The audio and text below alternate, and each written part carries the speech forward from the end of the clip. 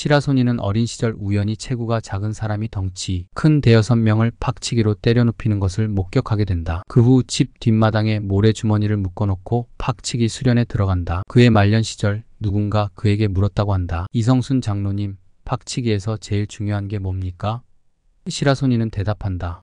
그거야 당연히 뇌가 흔들리지 않아야지. 자기가 먼저 받고 자빠지면 우습지 않겠네? 그렇게 박치기를 연마한 후 10대 시절 그의 말에 의하면 하루도 싸움을 거르지 않고 밥 먹다시피 아니 그 이상으로 싸움을 했다고 한다. 싸움이 일상이고 생활이었다. 한간에 떠도는 달리는 기차에 오르락내리락 했다는 말은 밀수품을 보찜에 메고 세관의 눈을 피해 달리는 기차에 무임승차하는 기술로 이 기술은 훗날 박치기와 함께 그의 전매 특허가 된 무릎치기와도 관련이 있다. 달리는 기차의 속도를 맞추어 달려가며 몸을 낮춘 후 한 손으로 난간을 잡고 그 속도로 몸을 튕기며 귀신처럼 올라타면서 얻은 기술이다. 싸움을 단련하는 그는 신의주 바닥이 좁기만 했다. 그는 평양으로 원정을 가 당시 최고의 이북 주먹이라는 박두성을 박치기로 단번에 때려 눕힌다. 이 사건으로 인해 시라소니는 이북 최고의 주먹으로 인정받음과 동시에 그의 파란만장한 전성기가 시작되었다. 그 후 그는 중원으로 날아간다. 중국에서 그의 활약은 말 그대로 독야청정 이름 있는 거물 주먹만 골라 때려잡았고 맞짱 승부에서 시라소니를 잡으려면 칼로는 부족하고 권총 아니면 못 잡는다는 말까지 나올 정도였다. 얼마나 그가 대단했냐면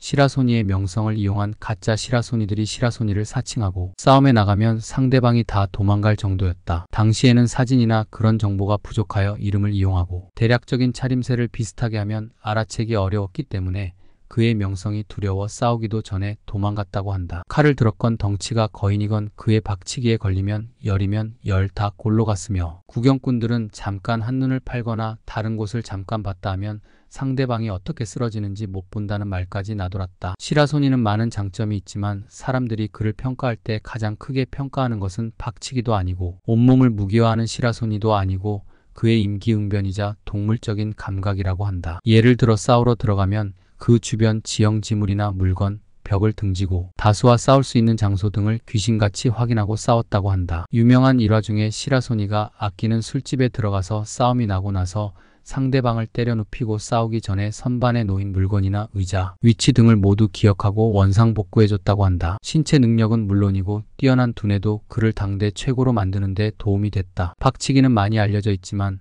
보통 박치기가 아닌 공중거리 박치기라 명명된 그의 박치기는 거리를 두고 몸을 날려 상대방의 이마를 박살내는 기술이었다. 목표물이 빗나갈 경우 걸릴 때까지 머리를 뒤로 젖혀 기어이 박살냈다고 한다. 그 광경을 본 이들은 흡사총에 맞는 이가 나가 떨어지는 것 같다고 평가했다.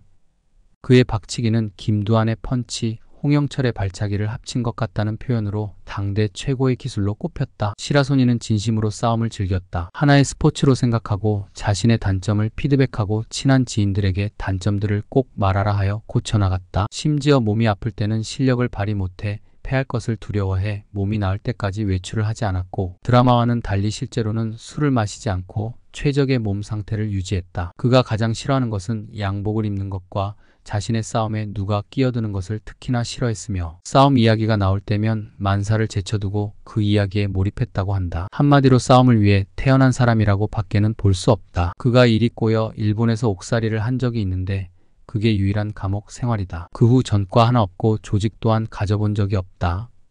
늘 혼자 다녔고 실력을 발휘했으며 그때마다 기상천외한 기술로 상대방을 무너뜨렸다. 시라소니는 고향에 있다가 월남하게 된다. 월남 전일이 꼬여 손가락을 자르게 된다. 잠을 자는데 들이닥친 그의 정부가 휘두른 칼은 시라소니의 심장을 노렸으나 그는 귀신같이 낌새를 채고 몸을 돌려 칼을 잡으려 했다. 그러나 그때 칼이 왼쪽 새끼손가락을 스치며 덜렁거릴 정도로 깊은 상처를 주었다. 의사는 한 달 정도 있으면 낫는다고 충고했으나 성질 급한 시라소니는 자르면 빨리 회복되냐고 물어본 뒤 의사가 그렇다라고 하자 오른손으로 덜렁거리던 새끼손가락을 자르게 된다. 그로 인해 시라소니는 항상 왼손을 주머니에 넣고 다녔다고 한다. 그러다 평안도 사내 정팔의 스카우트로 인해 서울에 오게 된다. 정팔은 형님, 고향 사람들이 싸우고 난리가 아닙니다. 형님이 오셔서 정리 좀 해주시라요. 이렇게 시라소니를 스카우트해서 데려오게 된다. 고향 사람 일이라면 발벗고 나서는 정팔의 계략은 보기 좋게 맞아떨어졌다. 비슷한 일화로 자기가 속한 켈로 부대는 6.25 사변에서 큰 역할을 했지만